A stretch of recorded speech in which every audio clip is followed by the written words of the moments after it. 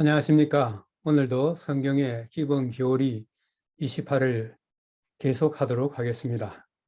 오늘은 제4번 교회론 가운데서 그 네 번째 순서인 침례에 대하여 연구하도록 하겠습니다. 오늘 여기에서 일반적으로 알려져 있는 세례 대신에 또 침례라는 말을 사용했는데 성경상 어느 것이 올바른 것인지를 확인하면서 오늘 그 의미들을 한번 살펴보도록 하겠습니다. 오늘은 세 부분으로 나누어서 생각하겠습니다. 첫째, 침례의 어원적 의미. 둘째, 침례의 필요성. 그리고 세 번째, 침례의 영적 의미에 대해서 연구하도록 하겠습니다. 먼저 침례의 어원적 의미입니다. 한글 성경은 모두 세례로 번역하고 있습니다. 원어상으로 이 번역은 맞는 것인가? 그 다음에 우리 교회들 가운데서 침례교회가 있는데 왜 거기에서는 세례교회라 하지 않고 침례교회라 하는가? 이것은 이 원문이 보여주는 그것과 일치하는 것인가 하는 이런 문제들을 다루어 보도록 하겠습니다. 원어상으로 거기에 다양한 형태의 원어가 시제에 따라서 또는 태에 따라서 여러 가지로 파생되어 나오지만은 그 원 의미는 꼭 같습니다. 여기에 밥토, 밥티조, 밥티스마. 이 헬라어 원어와 관련해서 가장 근이 있는 사전이 키텔의 원어 사전입니다. 그 사전은 이 단어를 어떻게 정의하고 있는지 살펴보도록 하겠습니다. 고대 그리스의 문화와 사상을 통칭하는 헬레니즘에서 두 단어 밥토와 밥티조는 일반적으로 담금, 잠긴 상태 또는 무엇의 아래로 내려가다, 천에 물감을 들일 때 그 천을 물감 속에 완전히 집어 넣을 때 이 말을 사용합니다. 또 배가 물에 가라앉았을 때 이때도 이 단어를 사용합니다. 그러므로 원어에는 세례란 의미가 전혀 없습니다. 그러므로 원어상으로 이 말을 번역한다면 침례가 맞는 말입니다.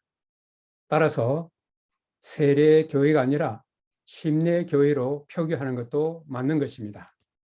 일본어 성경도 우리 성경의 세례로 번역된 이 말을 번역하지 아니하고 소리 나는 대로 그것을 표현한, 그것을 우리가 흔히 음역이라 하는데 번역을 translation, 음역을 transliteration이라 하는데 일본어 성경은 소리 나는 대로, 원어를 소리 나는 대로 발음해서 바프테스마로 번역하였습니다.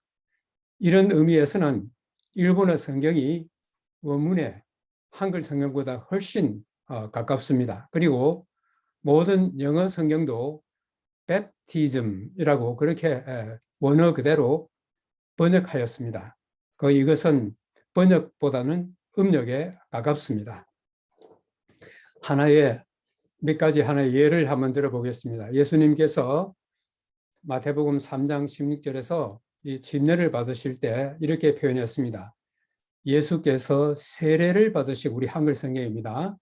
그때의 세례란 말에 세례를 받으시고 하는 말이 밥티세이스입니다. 곧 물에서 올라오실세. 여기에 물에서 올라오실세 했을 때 여기 영어로 NIV에서는 out of the water, 물 속에서 물 밖으로 나온다는 그런 의미가 여기에 있습니다. 만약에 오늘날 우리가 이해하고 있는 그런 뿌리는 하나의 세례라면 굳이 물 속에 들어갔다가 나올 이유가 없는 것입니다. 그 다음에 여기에 나오는 요한복음 3장 23절에 침례 요한, 우리 사도 요한과 구별하여 이 요한은 많은 사람들에게 침례를 베풀었기 때문에 침례 요한이라 그렇게 구별하여 부르고 있습니다. 침례 요한도 살렘 가까운 에논에서 세례, 밥티존입니다. 세례를 베푸니 거기 물이 많음이라. 여기에 만약에 세례라면 굳이 물 많은 데 가서 이 예식을 거행할 필요가 없는 것입니다. 그 다음에 사도행전 8장에는 에디오피아 내시의 침례 사건이 나오고 있습니다. 에디오피아는 구약에서 구스로 알려져 있습니다.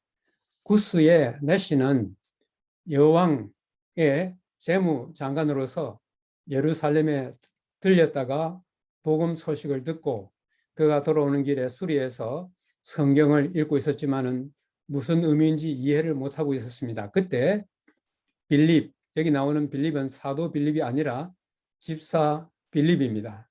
그가 성경의 지시를 받아서 이 수레에 올라 성경에 있는 말씀을 나누면서 바로 예수 그리스도께서 성경에서 예고한 바로 그 메시아인 것을 가르쳐 주었을 때 그때에 이 내시가 빌립에게 요청한 내용입니다.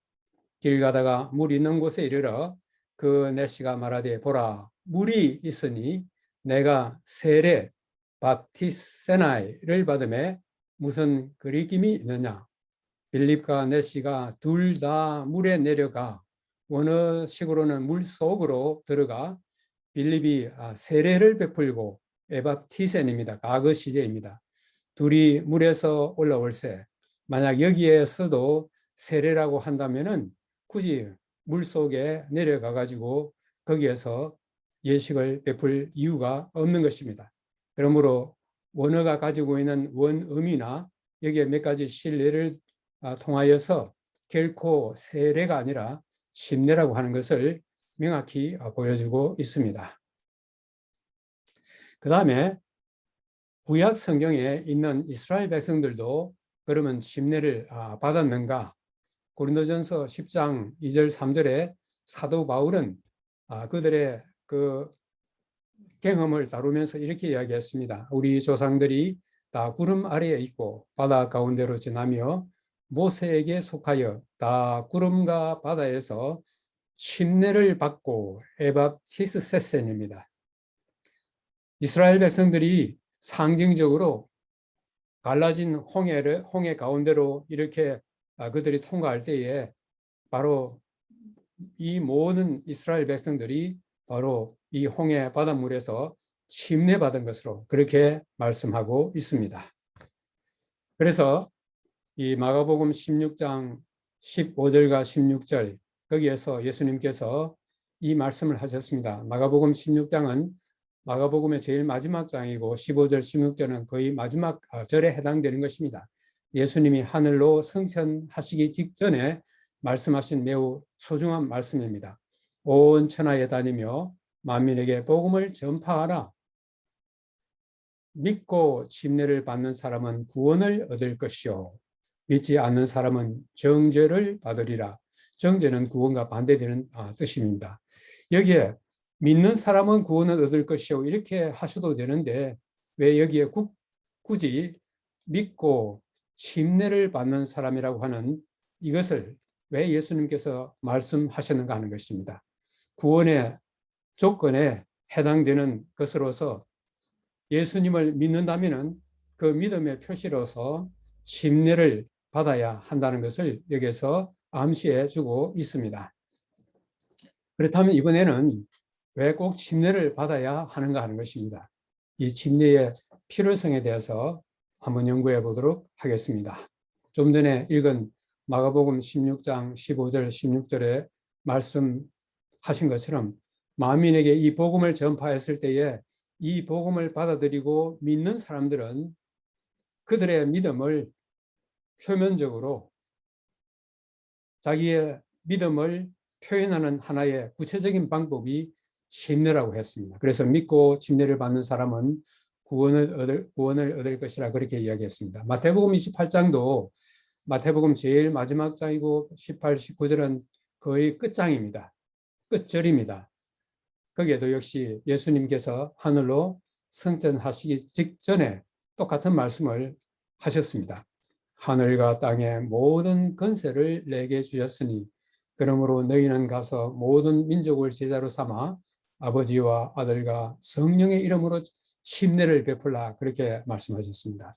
하늘과 땅의 모든 권세를 받으신 예수께서 구원받을 하나님의 모든 백성들에게 그들을 제자로 삼아서 삼위 하나님의 이름으로 침례를 베풀라고 그렇게 말씀하셨습니다. 그래서 예수님께서 이 침례를 말씀하셨을 때는 왜 하나님의 백성으로 태어나는 사람들이 침례를 받아야 하는지 그 이유를 아주 분명하게 여기서 이야기해주고 있습니다. 자, 우리가 이제 이 침례의 의미를 더 잘 이해하기 위해서는 죄가 무엇인지에 대해서 한번 생각해 볼 필요가 있습니다.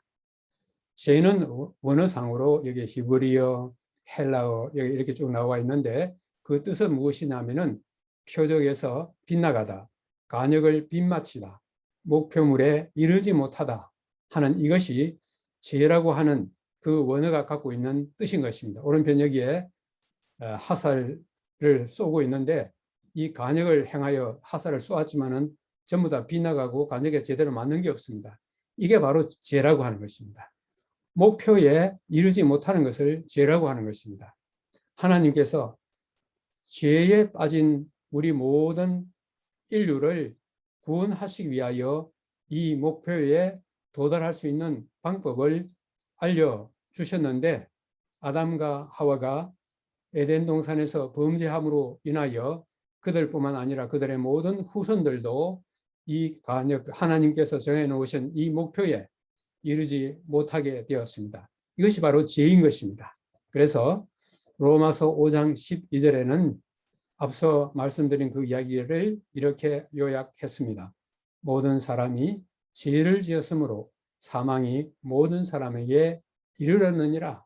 이것이 우리의 원하든 원치 않든 우리의 운명이 되었습니다. 그렇다면 우리에게 있어서 하나의 희망은 이 간역을 행하여 화살을 쏘았을 때에 정확히 이 간역을 맞추는 것입니다. 정확히 이 목표에 도달하는 것입니다. 그것이 무엇이겠습니까?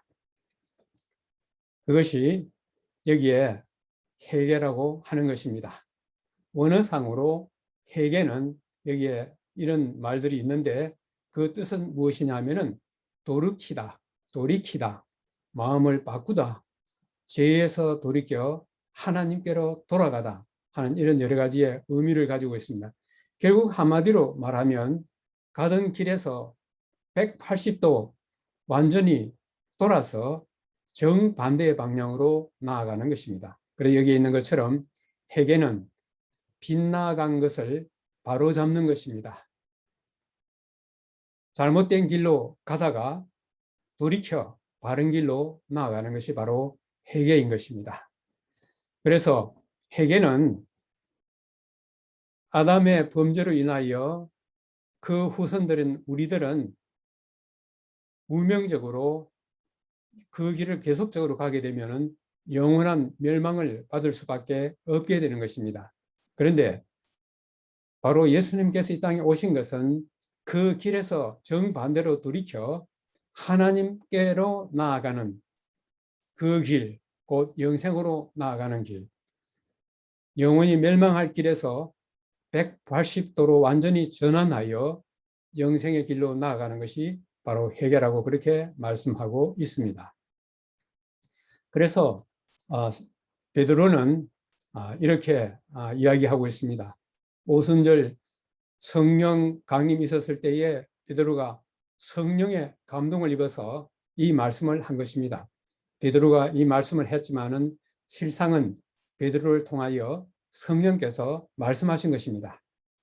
베드로가 이르되 너희가 회개하여 각각 그리스도의 이름으로 침례를 받고 죄 사함을 받으라. 그리하면 성령의 선물을 받으리라. 우리가 하나님께로 나아가는 그 단계를 성령께서 베드로를 통하여 여기에 네 단계로 말씀을 했습니다. 그래서 제일 먼저 복음을 듣고 예수 그리스도께서 우리의 구주라는 그 사실을 깨달았을 때 제일 먼저 해야 할 것은 방향 전환인 것입니다. 바로 그것은 회개인 것입니다.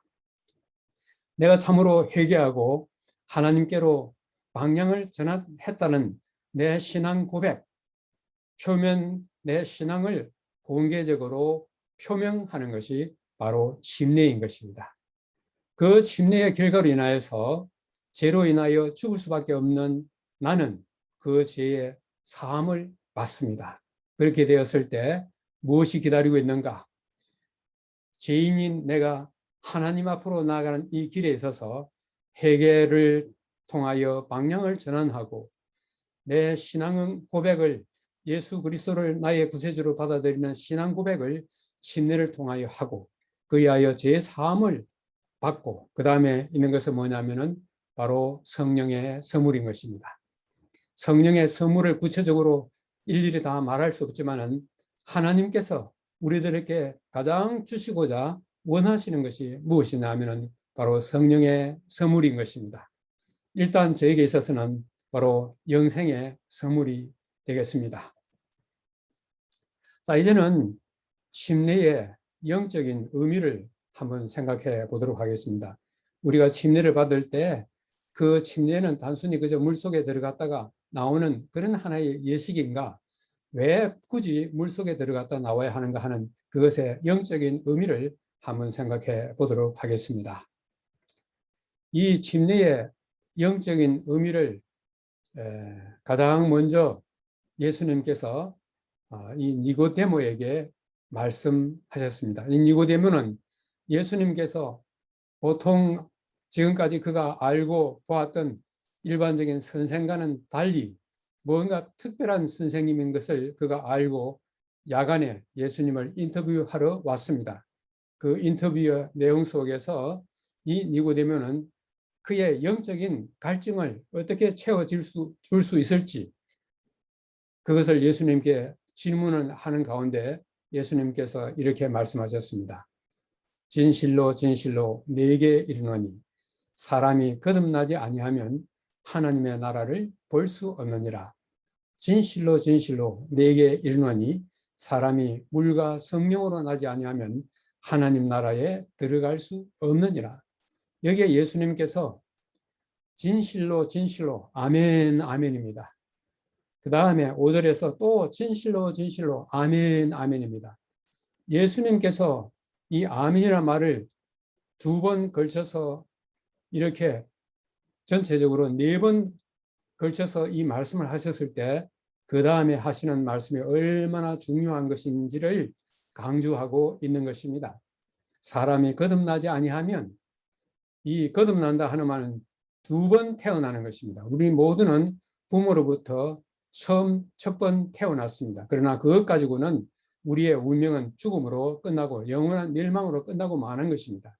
그래서 다시 태어나야 된다고 하는 것입니다. 그것을 거듭난다는 말인데 원문에는 이것이 위에서부터 태어나야 된다고 하는 것입니다. 우리는 부모에서부터 태어나는 것을 땅에서 태어나는 것으로 그렇게 이해한다면은 이 다시 태어나는 것은 하늘로부터 태어나야 된다고 말씀하고 있습니다. 그렇다면 하늘로 태어나는 것이 무슨 말인지 이 니고데모가 그것을 이해하지 못했을 때에 예수님께서 너는 이스라엘의 선생인데 그것도 모르느냐? 이 니고데모는 2번째를 갖다가 다시 모태에 들어가서 태어나는 것으로 그렇게 이해했습니다. 그때 예수님은 물과 성령으로 태어나는 것이 바로 위로부터 태어나는 것이고 그것이 바로 거듭나는 것이고 그것이 바로 2번째 태어나는 것이라고 그렇게 말씀했습니다. 그래서 이것을 예수님께서는 엄숙하게 강조하여 말씀했다고 그렇게 말하고 있습니다. 물과 성령으로 거듭나지 아니하면 하나님 나라에 들어갈 수 없는데 니고데모는 예수님께서 이 말씀을 하셨을 때에 그 말씀이 무엇을 의미하는지를 그가 깨달았습니다. 예수께서 물 침례와 물은 바로 물 침례와 성령은 바로 하나님의 은혜를 언급하는 것이라고 그렇게 깨달았습니다. 그런데 여기에서 물 침례인데 하나님의 은혜는 그럼 뭐냐? 그 다음에 성령의 능력이 사람 전체를 바꾼다. 이 변화가 새롭게 태어남, 곧 거듭남을 조성하는 것이다. 그러므로 거듭나게 하는 바로 산파 역할을 하는 분이 누구냐 하면은 바로 성령이시라고 하는 것입니다. 성령으로 말미암아서 하나님의 나라에 다시 태어나게 되었을 때 그것을 표면적으로, 그것을 신앙적으로 표현하는 것이 뭐냐면은 바로 물 침례라고 하는 것을 여기서 말하고 있습니다. 또 이 침례의 영적 의미를 이 신약 성경 가운데 가장 또 명확하게 설명하고 있는 것은 사도 바울이 말씀한 로마서 6장입니다. 로마서 6장 3절과 4절입니다. 무릇 그리스도 예수와 합하여 침례를 받은 우리는 그의 죽으심과 합하여 침례를 받은 줄을 알지 못하느냐. 그러므로 우리가 그의 죽으심과 합하여 침례를 받음으로 그와 함께 장사되었나니 이는 아버지의 영광으로 말미암아 그리스도를 죽은 자 가운데서 살리심과 같이 우리도 또한 새 생명 가운데 행하게 또는 걷게 하려 함이라. 여기에서 보면 우리가 아주 계속적으로 반복되는 한 단어를 보게 됩니다. 예수님과 합하여, 죽으심과 합하여, 죽으심과 합하여. 이 합하여라고 하는 말이 계속적으로 반복하여 사용되고 있는데 이 합하여라고 하는 말이 무엇인가 하는 것입니다. 이 원어를 문자 그대로 한번 번역한다면은 예수와 합하여 침례를 받은 우리는 그의 죽으심과 합하여 침례를 받는다. 이 말은 이 침례를 통하여 그의 죽으심 안으로 들어가고 이 침례를 통하여 그의 죽으심에서 부활 속으로 나온다고 하는 그런 의미를 가지고 있습니다. 그래서 이 아주 좀 이해하기가 좀 어려울 것 같은 이 말을 제가 여러 가지로 생각하다가 왼편에 있는 이 그림으로 생각했습니다. 예수님과 우리가 합한다고 하는 그 의미는 바로 엄마와 태아에 있는 이 태아의 이 생명줄, 흔히 우리가 말하는 탯줄입니다. 이 아이가 살 수 있는 유일한 길은 엄마의 탯줄과 합하는 것입니다. 엄마의 탯줄에 연결되어 있는 것입니다. 그래서 이것을 침례는 생명의 탯줄이라고 그렇게 이야기했습니다. 그래서 우리는 침례를 통하여 예수님과 생명의 탯줄로 연결되어 영원한 생명을 우리가 얻게 되는 것을 이야기하고 있는 것입니다. 여기에 그 말씀을 돕기 위한 말씀 여기에 있습니다. 회개한 신자는 그가 침례를 받을 때 그리스도의 죽음, 장사, 부활을 기념하는 것이다. 그는 그리스도의 죽음과 장사를 본받아 물속으로 내려간다. 그는 그리스도의 부활을 본받아 죄의 옛 생애를 다시 시작하는 것이 아니라 그리스도 예수 안에서 새 생애를 살기 위하여 물에서 올라오는 것이다. 그러므로 물에 들어갔다가 나오는 것은 죽었다가 다시 살아나는 것입니다. 죄에 대하여 죽고 영원한 생명에 대하여 그리고 하나님에 대하여 사는 것입니다. 영원한 생명을 얻는 것입니다. 그러므로 물속에 들어갔다 나오는 이것이 단순히 그저 물속에 들어갔다 나오는 것이 아니라 영적으로 이것이 얼마나 큰 의미를 가지고 있는지를 우리에게 명확히 설명해 주고 있습니다. 여기 우리 오늘 그 침례에 대해서 우리가 이야기하고 있는데 구약 시대에 거기에 대해서 구체적으로는 말하고 있지 않지만은 이 성소를 통하여 침례가 어떤 것인지를 우리에게 설명해 주고 있습니다. 우리는 여기에서 우리의 그 소원은 무엇이냐면은 하나님 앞으로 나아가는 것입니다. 그런데 제가 하나님께로 나아가는 그 길을 막아버리고 말았습니다. 그리고 여기에 나는 나의 죄를 짊어지고 그 대가를 내 스스로 치를 것인가? 곧 내가 내 스스로 죄짐을 지고 그 죄의 값을 내가 치러야 된다고 하는 것입니다. 곧 영원한 멸망을 받을 것인가? 아니면 내 짐을 예수께서 나의 죄를 짊어지게 하시고 그 은혜로 영원한 생명을 얻을 것인가 하는 것입니다. 그래서 오늘 여기에서 이 침례가 무엇을 의미해 주는지를 성서를 통하여 간단하게 설명을 드리도록 하겠습니다. 우리는 죄인인 내가 하나님 앞으로 나아가는 것이 우리의 영원한 소망이고 우리의 평생에 죽을 수밖에 없는 우리의 평생의 수건이기도 하는 것입니다. 자, 그런데 우리는 여기 번제단을 여기 보게 됩니다. 번제단은 여기에 양을 잡아서 여기에 양을 태우는 것이 이 장소인데, 여기 보면은 양을 잡아서 피를 흘려서 양이 희생되고 난 다음에 이 번제단에 태웠습니다. 그런데 왜 양이 피를 흘려야 되는가? 여기 무릎 꿇고 있는 내가 내 죄 때문에 나는 죽어야 되는데 양이 내 대신 나를 위해서 죽고 나는 사는 것입니다. 그래서 여기 나오는 이 하나님께로 나가는 길에 있어서 이 피 흘림이 필요한 것입니다. 왜 그러냐면은 히브리 9장 22절에 피 흘림이 없으면 죄의 용서도 없다고 하는 것입니다. 그렇기 때문에 여기에 피 흘림은 참으로 필요한 것인데, 바로 그것 때문에 죄인인 내가 내 죄를 짊어지고 가야 할 바로 그 자리에 예수님께서 내 죄를 대신하여 죄를 지고 가는 하나님의 어린 양으로서 이 땅에 오셔서 십자가에 매달려 돌아가신 것입니다. 그 다음에 여기에는 물이 나와 있습니다. 우리가 하나님 앞으로 나가는 길에 있어서 두 번째는 바로 물인 것입니다. 이 물은 무엇을 상징하느냐?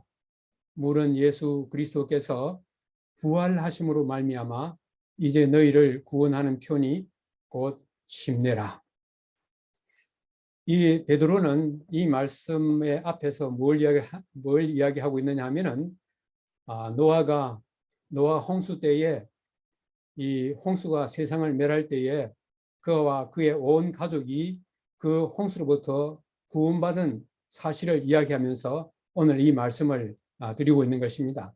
그래서 노아 홍수 때에 그 홍수로부터 노아의 가족을 구원하신 것처럼 이 침례를 통하여 여기에 성소에 들어가는 이 물두멍, 하나님께로 나아갈 때에 제사장이 손을 씻고 들어가는 이 씻음의 장소인 이 물은 예수 그리스도께서 부활하심으로 말미암아, 만약에 예수님께서 부활하지 아니하셨다면은 우리는 여전히 죄 가운데 머물러 있을 것입니다. 그러나 예수님의 부활로 말미암아 우리에게 부활을 통하여 영원한 생명을 얻는 희망이 우리에게 있는 것입니다. 그래서 이 물은 이제 너희를 구원하는 편이 곧 심내라, 그렇게 말씀하고 있습니다.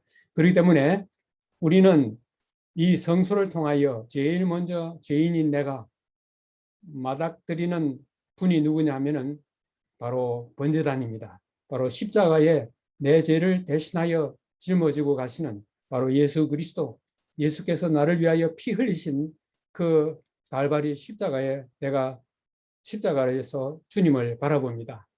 예수님께서 나의 구주 되심을 믿고 내 마음속에 확신하고 그렇게 되었을 때, 그 다음에 나는 이제 하나님의 자녀가 되었습니다.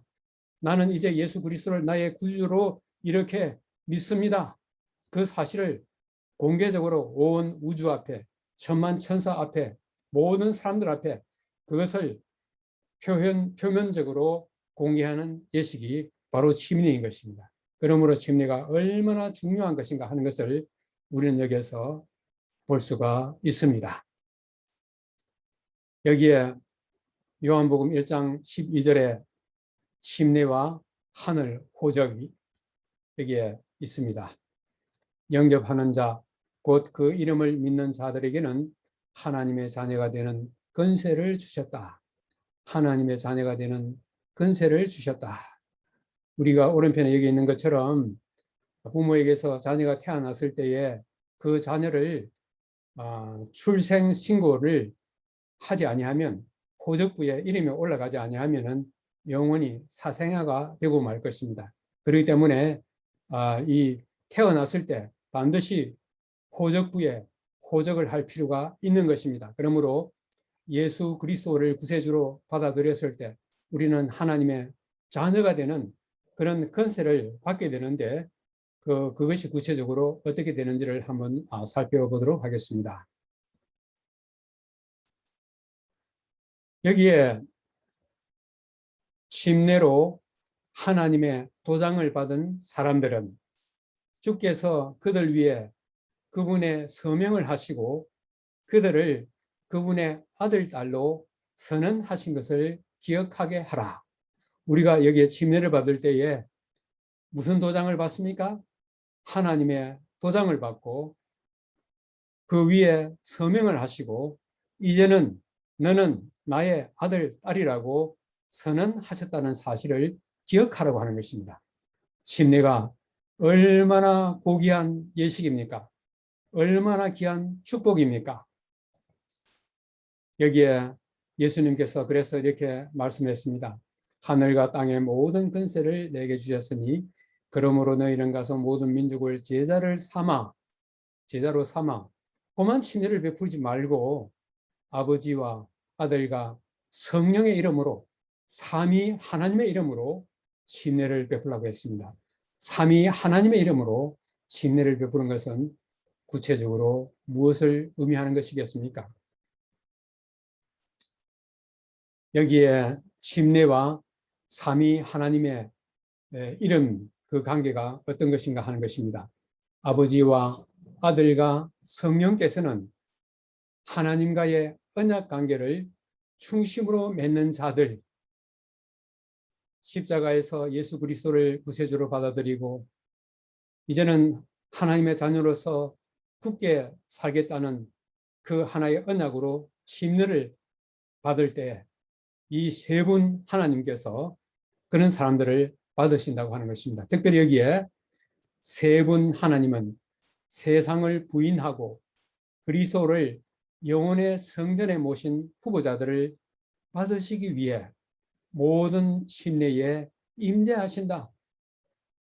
내가 침례받는 그 자리에 그 침례 광경을 바라보는 사람은 그 주변에 있는 우리 교우들이라고만 그렇게 생각을 했는데 또 눈에 보이지 않는 하늘의 천사들도 그 자리에 있겠다 생각했는데 오늘 여기에 있는 이 말씀을 보면은 삼위 하나님, 성부, 성자, 성령 세 하나님께서 바로 이 현장에 하나님의 자녀로 거듭 태어나는 나를 받으시기 위하여 그 현장에 계신다고 하는 것입니다. 참으로 놀라운 강력입니다. 이 땅 한 모퉁이 구석에서 하나님의 자녀로 태어난 우리를 위하여 온 우주를 통갈하시는 삼위 하나님이 바로 이 현장에 오셔서 우리를 받으시기 위해서 이 현장에 계신다고 하는 것. 이거보다 놀라운 축복이 어디 있습니까? 우리는 얼마나 귀한 은혜와 축복과 참 말할 수 없는 성령의 선물을 받고 있습니까? 여기에 그것뿐이 아닙니다. 이 후보자들은 하나님의 가족의 일원이 되었고 그들의 이름은 생명책에 새겨진다. 우리가 여기에서 한번 다시 유념해야 될 것은 뭐냐면은 우리의 이름이 하늘 생명책에 기록된다가 아닙니다. 그저 잉크로든지 뭐로 기록한다는 것이 아니라 생명책에 새겨진다는 것입니다. 영어로는 inscribe라고 그랬습니다. 그래서 그것은 비가 오나 눈이 오나 지워지지 않습니다. 우리가 이 예수 그리스도와 생명의 탯줄로 연결되어 있는 한 우리의 이름은 생명책에 새겨진 그 이름에서 우리는 결코 우리 이름은 지워질 수가 없는 것입니다. 여러분, 침례가 우리에게 주는 축복이 얼마나 놀랍습니까? 오늘 이 말씀을 생각하면서 침례를 받은 분들, 앞으로 침례를 생각하고 계시는 분들은 침례가 주는 이 영적인 의미를 깊이 생각하시면서 침례의 축복을 마음껏 받는 여러분들 되시기를 간절히 바라면서 오늘의 연구를 마치도록 하겠습니다. 감사합니다.